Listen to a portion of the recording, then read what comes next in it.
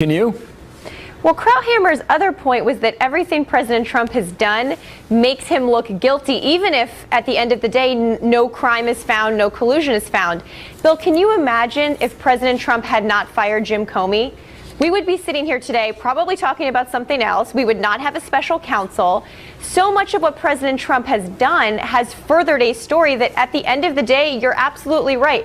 There may not be any collusion that's found here, but now Mueller's looking at everything, including possible obstruction of justice. Yeah, and that could go on for years. Richard Burr, well-respected Republican from North Carolina, on the Senate Intelligence Committee had this to say about all that. Watch. At the end of that option is a contempt charge, and I've said that everything is on the table. That's not our preference today. We would like to hear from General Flynn.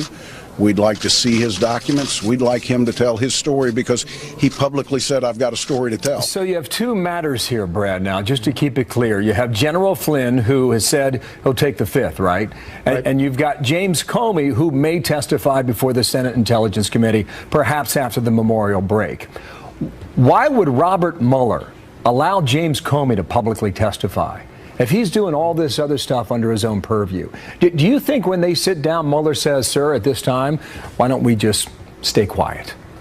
Well, it's not in Mueller's interest to have Comey testify or even have Flynn testify, because in order for him to do his job, he needs to be able to have control of the witnesses and the evidence. He also has to make sure that immunity is not given, which could help his investigation. So he needs to jealously guard his witnesses and the evidence.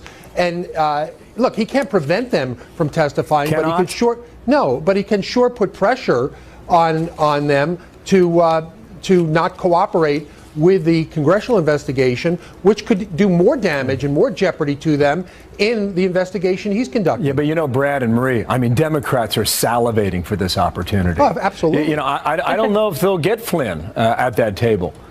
Maybe they'll get him there physically, but perhaps he doesn't answer questions. Do you think James Comey, Marie, testifies publicly? If I had to bet, I would probably say he will, but I do think Brad is right that Mueller really needs to guard this investigation. We have a special counsel with very broad mandate here, and that right now is the most important thing.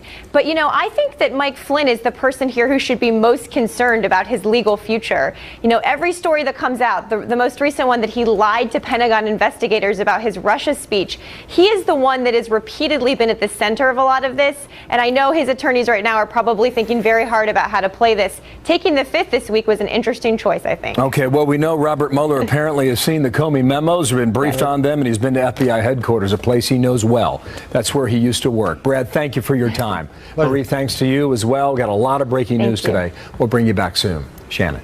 The Russia investigation continues to unfold with the former CIA director on Capitol Hill yesterday. Congressman Trey Gowdy trying to find out what John Brennan knows. They had a lot of back and forth. We'll have more of that and get the congressman's takeaway coming up. Also from overseas, we're awaiting a news conference from British police today, the Manchester terror attack, and what we are learning today. More suspects have been arrested. What are they learning from them, and where does this trail lead? Former Navy SEAL Rob O'Neill here to break that all down as intel stories come to us here at the Fox News Channel, and the stories from survivors continue to pour in as well. I've not slept or ate or anything because I just can't stop thinking about it, and then as soon as I stop thinking about it, it just goes back into my mind again and just hear the screams and see the people running. Of evidence in the aftermath of that deadly, devastating bombing. Yesterday, they arrested a suspect after raiding a house. We've learned that 3 additional arrests have been made in connection with the attack. Here's what we know about the man that police believe carried out this bombing. They think by himself. His name is Salman Abedi. He's 22 years old, born in Manchester. His parents are both Libyan immigrants. British security services have had him on their radar. That is prior to the bombing. He was thought to have returned from Libya as recently as just a week or so ago, just days before the attack. Police are now calling for the community to come together in the wake of this terrible tragedy.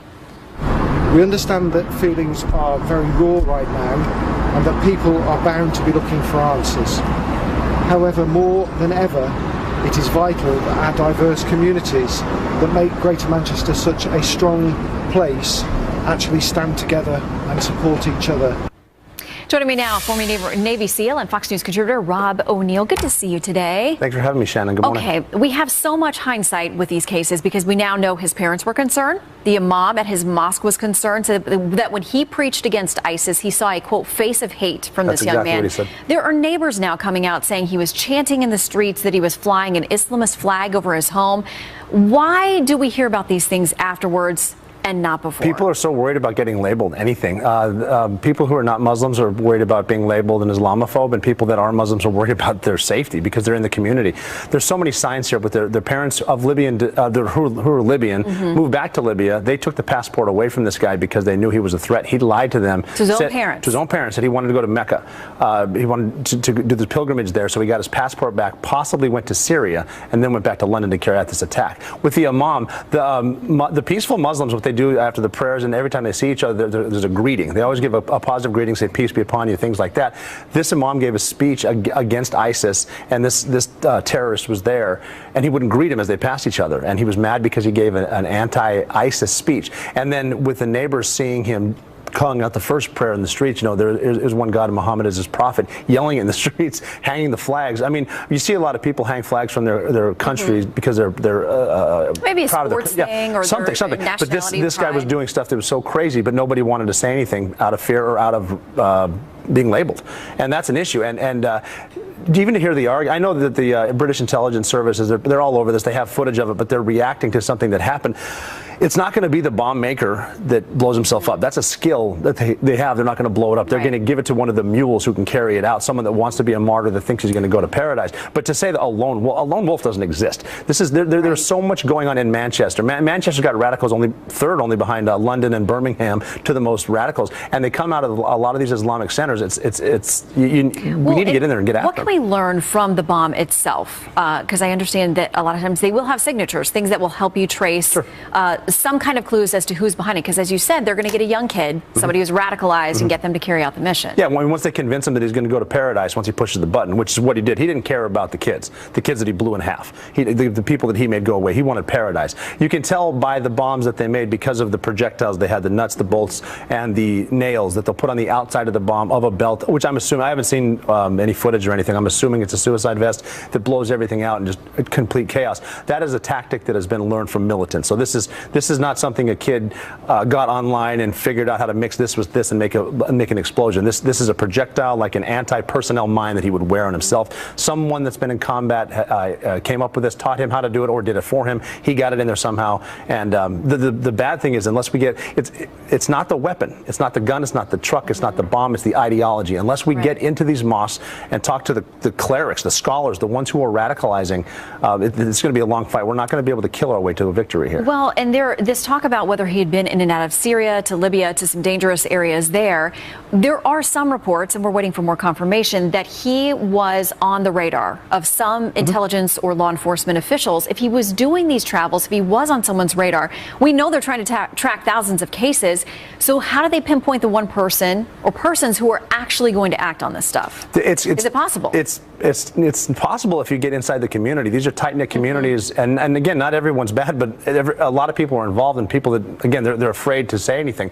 But a lot of these times, these are ordered from Syria and planned in Belgium and then carried out in London. But these are all related. This guy, this mosque, it's all related. Manchester is related to remember the man in the hat in the Brussels attacks, and they're all planning to do whatever they can, and they're a lot better at forward thinking than we are. So as opposed to the long line, we have long lines at TSA where we take our shoes off because of a failed shoe bomb that happened one time that didn't even work. That's how we play. They think, well, they expend the perimeter. We'll hit them at those lines at TSA. We'll hit them outside where they're picking up passengers. We'll attack children when they kill two mothers waiting for their 15-year-old daughters.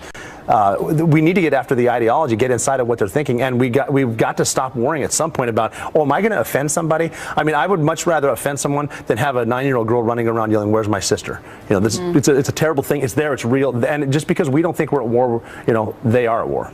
Yeah, we may see this very differently. Rob O'Neill, thank you for your service. You're Thanks welcome. for being here today as well. Thanks for having me. On that note, too, this morning we're learning some of the names of those who were killed inside that Manchester arena. Many of them teenagers and children, their stories as we get them in a moment here. Also, We are waiting the start of a hearing in the House. Lawmakers will hear from White House Director Mick Mulvaney making the case for President Trump's $4 trillion budget plan, and he has a strong defense ready. We'll share that some of that with you in a moment as the Trump team releases stunning new numbers on the real cost of Obamacare. Utah Senator Mike Lee is our guest next on That Live. Stay tuned. Everyone is interested in seeing the truly needy in their state and in our nation get the care that we promised them in Medicaid. But there's a better way to do it than under current law, which is Obamacare. We can also talk about what a failure that is. We can tell you already today, before the sunup came today in the U.S., 3 more arrests have been made on Wednesday. The threat level, you might be aware, has been raised to critical among concerns that the killer on Monday night may not have acted alone. And there's a lot of evidence suggesting he did not act alone. So we're watching that. While that's happening, we're waiting the president to arrive in Brussels, Belgium for a meeting with NATO leaders. So you're going to see that in about 15 or 20 minutes is my guess based on flying time out of Rome. So stay with us. We'll bring you that press conference in a moment here. We are also awaiting the start of a big hearing on Capitol Hill.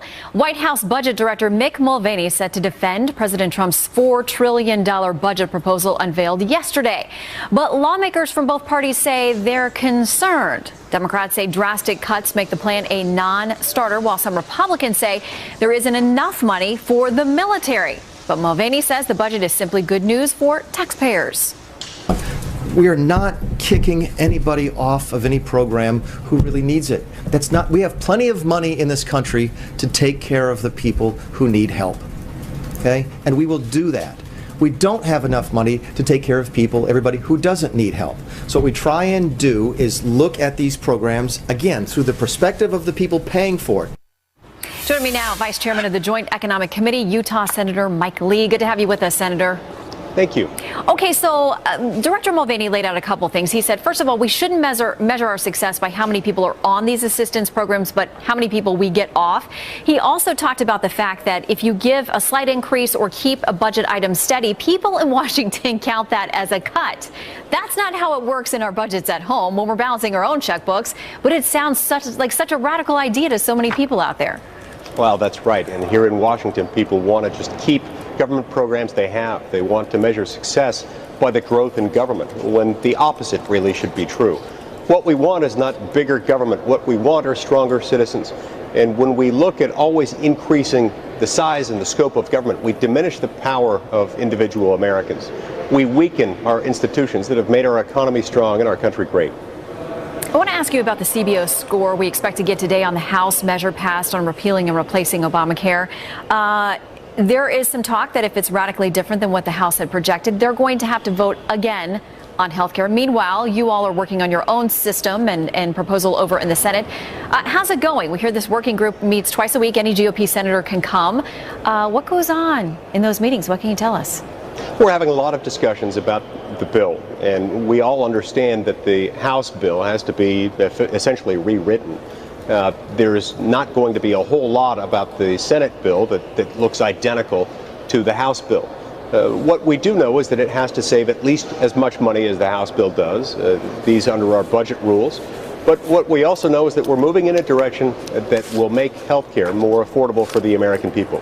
What we want to do is get the federal government out of the health care regulation business as much as we possibly can, so that we can bring down the cost of health care and make it more affordable for Americans, who right now in many parts of the country are finding it their single biggest expense.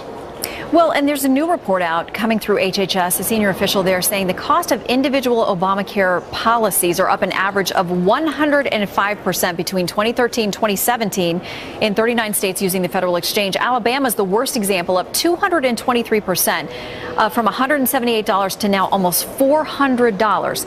So those numbers help make your argument. But what about a measure, a proposal, a bill? Can you put forth that will actually change the reality of that for people who are writing those